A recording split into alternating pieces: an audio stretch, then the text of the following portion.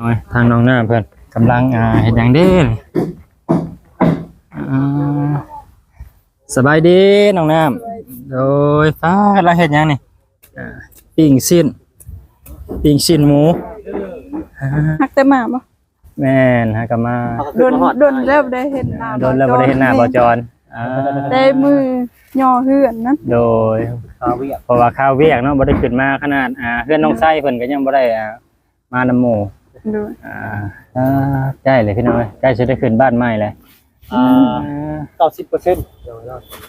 ก็ถือว่าไหวได้สร้างประเทศเนาะเพื่อนน้องเพิ่นก็พอดีงามเลยเนาะความสูงความหยังบ่ต่ำบ่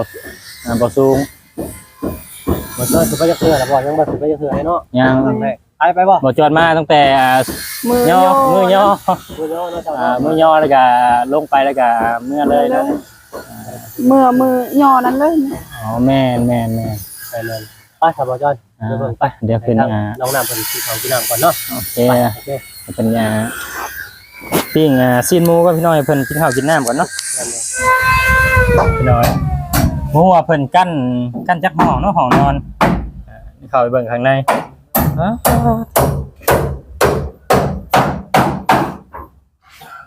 แล้วข้างในเนาะบานประตูก็บานประตูปองเอี่ยมบานประตูใหญ่มีครบแล้วพี่น้อย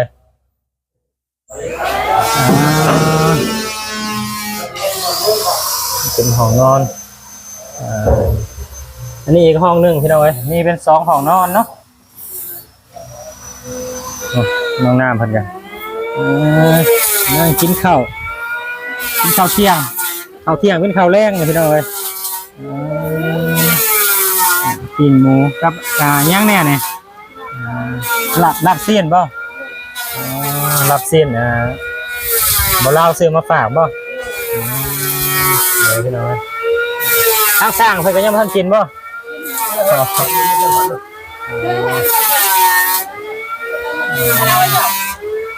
เดี๋ยวให้น้องน้ำเพิ่นกินข้าวกินน้ำก่อนพี่น้อย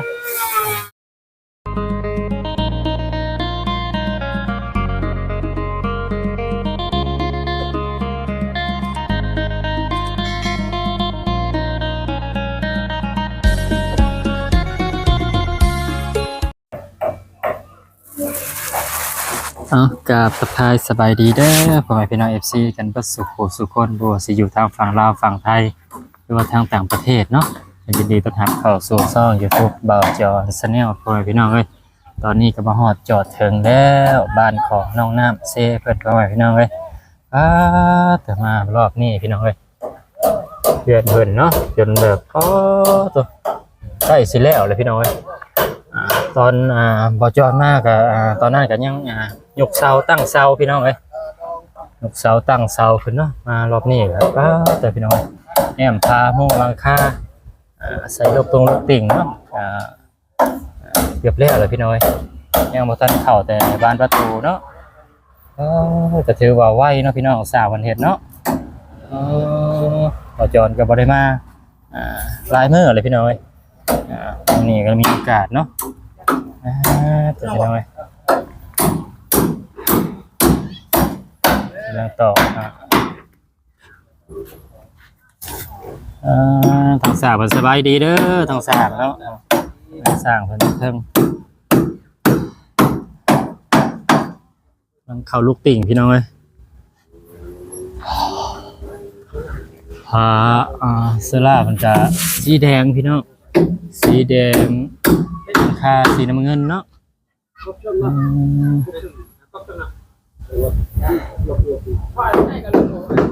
ใกล้สิแล้วพี่น้องเห็นน้องน้ำเพิ่นใกล้สิได้ขึ้นบ้านใหม่แล้วเนาะ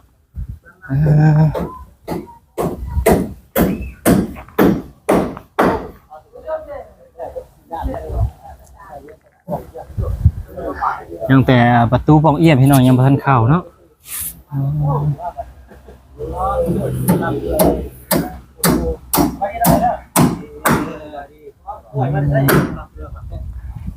พี่น้อยทางน้องหน้าเพื่อน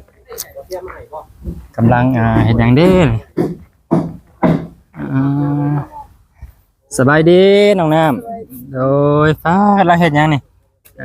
ปิ้งชิ้นหมู เอาโดยสบายดีถ้าบ่น้อยเพิ่น ซีดยังอันนี้พี่ซีดยังซีดหมู สิหมู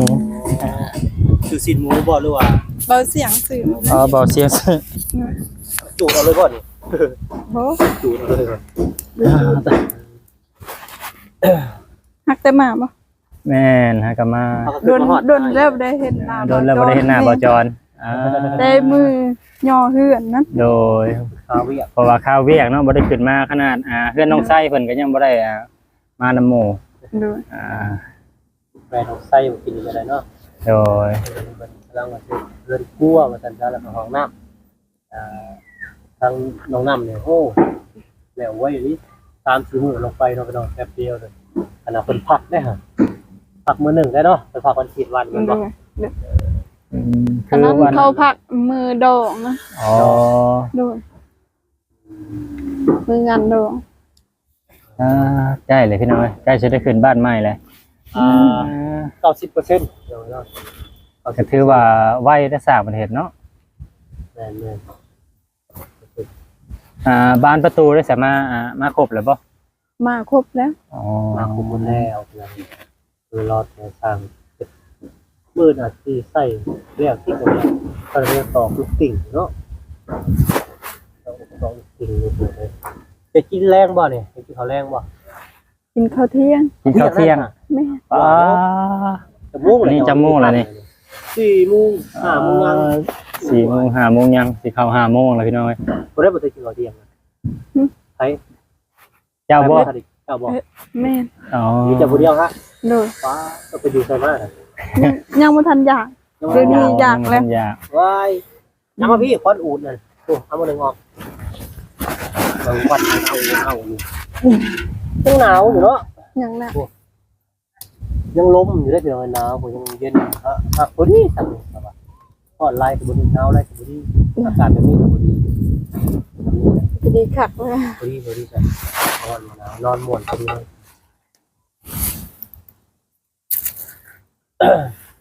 แล้วกับบ้านนี้ทางน้องน้ำก็จะเป็นเพื่อนใหม่กับบ้านตัวยำทอดงามมืองามถึงเนาะตอนนี้ใกล้จะแล้วแหละแต่90%เลยพี่น้องนี่จะทาใส่เตาเยี่ยมตู้เท่านั้นพวกขันได้อีกเนาะ โดย ขันได้นู่นย่าไปทางไหนบอก ยังหัวคันไดเนาะหัวคันไดกันนะสิเฮ็ดเพื่อนน้องไส้แหละเนาะ ตัวนี้แผนอยากจะได้สมุนกันหูอยู่ว่าประเทศมุงหลังคาหรือว่าอยู่บ่ขันได้กัน บู หูเนาะไม่ได้ โดย บ่แหละเนาะทำไปตามพ่อตามแม่ทำต่างกันเนาะทางตรงนั้นผมมีหูเนาะพูดมาคุยมันบอกกับทางนั้นนะมันจะไปเบิ่งเนาะเป็นยังไงมื้อนี้ไปใช้มื้อนี้เจ้าน่ะ เสียยามัน เสียหยามัน เสียยังมัน มันเจ้าเองบ่ โดย อ๋อ ปลูกลายอยู่บ่ บ่ได้หลายในเดียวเด่นค่อย เอามันเกิดหยาอยู่บ่มันเกิดหยานะ เกิดเลย ตัวยังมัน เกิดแต่บ่เกิดมันไม่ได้หลาย คือลายบ่ทันลาย โดย ฝนตกก็ลายกันแล้วเนาะ โดย หยายังอยู่พี่น่ะหยายัง เอาบู บ่จักซื้อหยาเลยบ่ หญ้าหญ้า หยาสูงบ่หรือหยาต่ำ หญ้าใบมะขูดนี่ก็มี ไกลบ่ตัวนี้ไปสวนไหนแล้วปลูก ส่วนเนาะ แม่นี่ส่วนนี่เบิ่งดีๆก็เห็นเลย อ๋อวิทย์สวนตัวนี้ไปบ่ โดย หยาบ้านเขาเป็นหยาพันธุ์เด้หยาที่สูงเป็นดอกเด้พวกยาวๆสูงๆเลยหยาห้างจากหลายๆ ดอกมันแบบใด หญ้าพันธุ์แบบจะคือใบใบยังว่าหญ้าหวานที่เขาให้รู้ว่าควายกินอย่างนี้แบบตายไปนั่นแล้วนั่นแหละ ที่บ้านข่อยก็มี นี่ว่า โดย โอ้บ้านข่อยลายได้ ขึ้นยามเพิ่นตกนี่หลายอยู่ มันคือน้ำมันบ่ต้องตัวมันก็ได้กับบ่เสียก็ได้ แม่นเวลาเสียเนี่ยเสียจักรอบ 3-4รอบพุ่น 3-4 รอบเนาะจนต้นมันขึ้นสูงเนาะพี่น้องอย่ามันงามต้นมันแล้วมันสิบ่งามเนาะ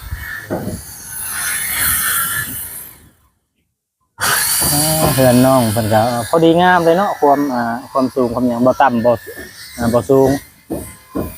บ่เจอสิไปจักเทื่อแล้วบ่ยังบ่สิไปจักเทื่อเนาะ ยัง ไปบ่ บ่จอดมาตั้งแต่ มือย่ มือย่อ มื้อเนาะเนาะเจ้า มือย่อแล้วก็ลงไปแล้วก็เมื่อเลยเนาะ มือย่อนั้นเลย อ๋อแม่น ไปเลยไปครับบ่จอยเดี๋ยวเบิ่งไป เดี๋ยวเป็น น้องน้ำเพิ่นสิเขากินน้ำก่อนเนาะ โอเค ไปโอเค เป็นปิ้งซีนหมูก็พี่น้อยเพิ่นกินข้าวกินน้ำก่อนเนาะ นั่นเลย เนาะไปพาขึ้นไปเบิ่งเพื่อนของน้องน้ำเพิ่นเนาะเนาะได้สิไปขึ้นบ้านใหม่แล้วน้องน้ำเซ่เพิ่นพี่น้อย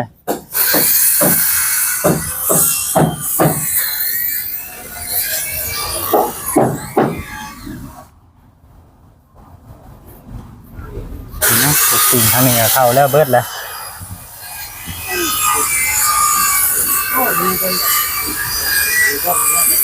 น่าสิย่างลายมืออยู่แล้วพี่น้องย่างสิทาทรงทาสีอยู่เนาะทาสีลูกติ่งทาสีประตูสาว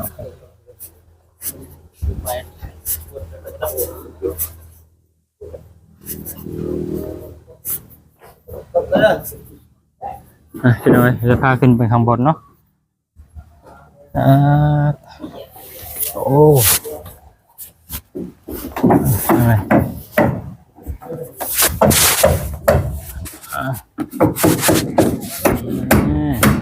นี่บ่จ ข้า อง ย บนว่าด้านนอกก็เฮ็ดอันนี้เนาะเฮ็ดโต๊ะนั่งเฮ็ดบนนั่งอย่างพี่น้องเอ้ยว้าวคักเลยนี่ ตั้งหาย อ๋อ ตั้งหายอยู่ออกมาเบิ่งคือเฮ็ดสูงเพิ่นเนาะนี่เฮาเฮ็ดบนนั่งลิ้นนอนเย็นเนาะพี่น้องเอ้ยบนหับคงหับแขกเนาะเวลาหมู่ปู่มา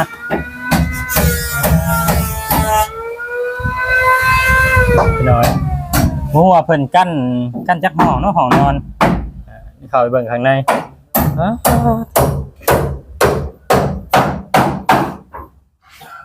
เนาะข้างในเนาะนี่เนาะบานประตูก็บานประตูป้องเอี่ยมบานประตูใหญ่มีครบแล้วพี่น้อย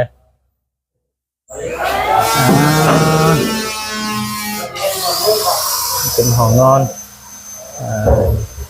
อันนี้อีกห้องหนึ่งพี่น้อยนี่เป็น2ห้องนอนเนาะ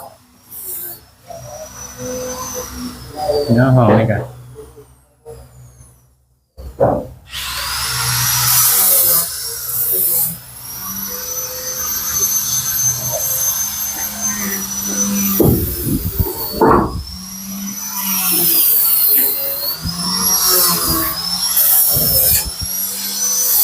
เขาบานประตูแล้วก็เพิ่นนาที่ทาสีพี่น้องทาสีวงกบทาสีประตูเนาะทาสีลูกกิ่ง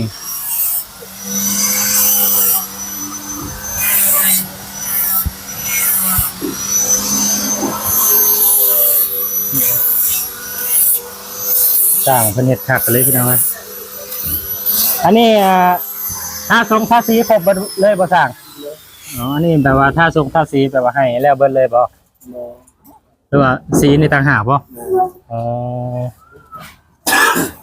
เอาสีกับ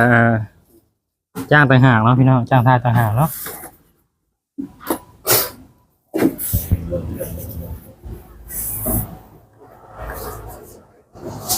เขา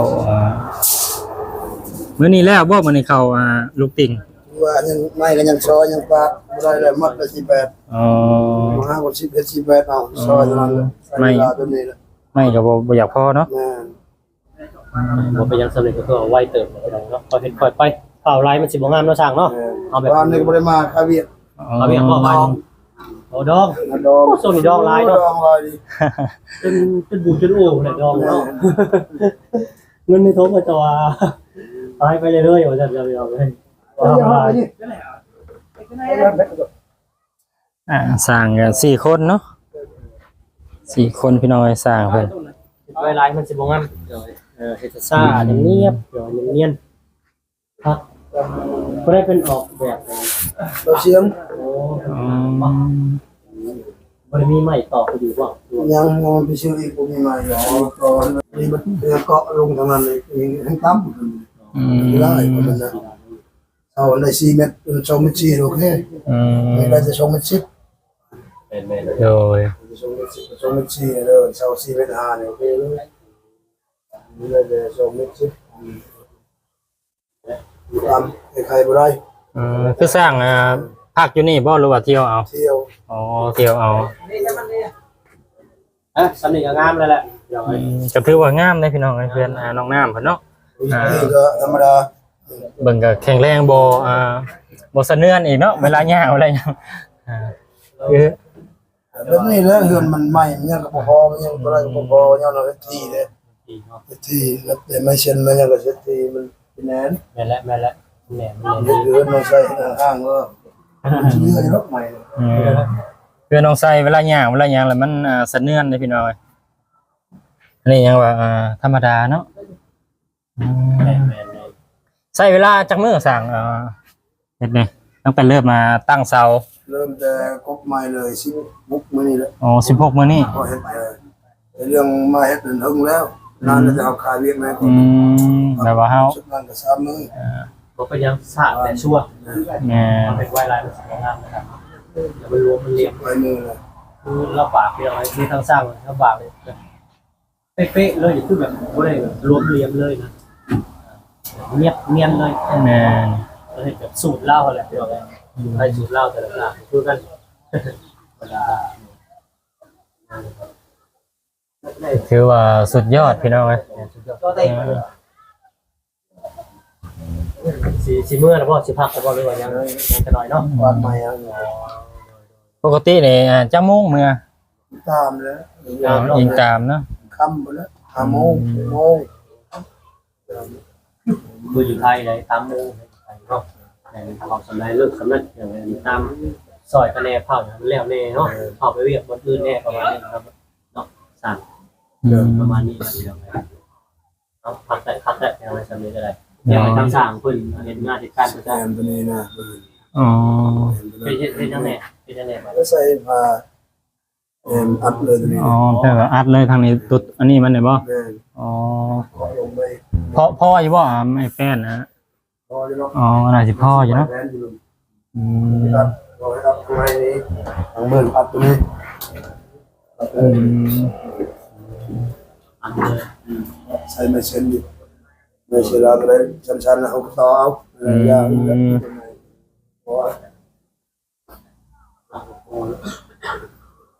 ทางประสบการณ์เองก็เนาะเป็นยังไงคือว่าสำนึกตัวตกเลยในสำนึกคือว่า ถือว่าโอเคถือว่าสุดยอดแล้วเนาะ เป็นแต่ละวงระบบทุกท่านอาจารย์ไปก็ได้ทางสั่งเด้อ ได้สบายดีเลยน้องน้ำเพิ่นกันนั่งกินข้าวเที่ยงเป็นข้าวแรงเลยพี่น้องเอ้ยปิ้งหมูกับย่างแน่เนี่ยลาบเส้นบ่ลาบเส้นบ่ลาวซื้อมาฝากบ่เดี๋ยวพี่น้องเอ้ยทางสร้างเพิ่นก็ยังบ่ทันกินบ่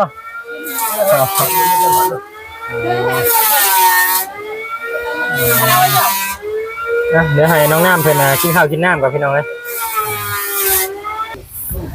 พี่น้องเอ้ยสร้างกำลังกบใหม่เนาะก็คือทางสร้างเพิ่นก็เข้าประตูเนาะเข้าลูกติ่งแล้วเฮ็ดบันไดพี่น้องเอ้ยเรื่องทาสีเนาะก็ทาสีเพิ่นบ่ได้ท่าพี่น้อยอีกราคาหนึ่งเนาะทาสีก็ได้จ้างต่างหากพี่น้อย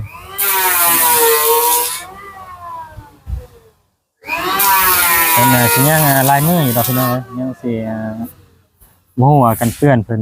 สิเท่หรือว่าแนวใดเนาะรอติดตามรับชมไปนำกันพี่น้อยเราจองขึ้นมารอบนี้ก็ไปสิแล้วพี่น้องเพิ่นน้องน้ำเพิ่นเนาะใช่แล้วพี่น้องใกล้สิได้ขึ้นตอนใหม่แล้วน้องน้ำเพิ่นเนาะเอาโอเคขอให้พี่น้องสำหรับคลิปนี้ครับประจอนสิขอจบคลิปเอาไว้สำหรับกันเด้อก็ฝากกดไลค์กดแชร์กดติดตามเป็นกำลังใจให้ประจอนนำเนาะสำหรับคลิปนี้ก็ไปแล้วสบายดีสวัสดีพี่น้อง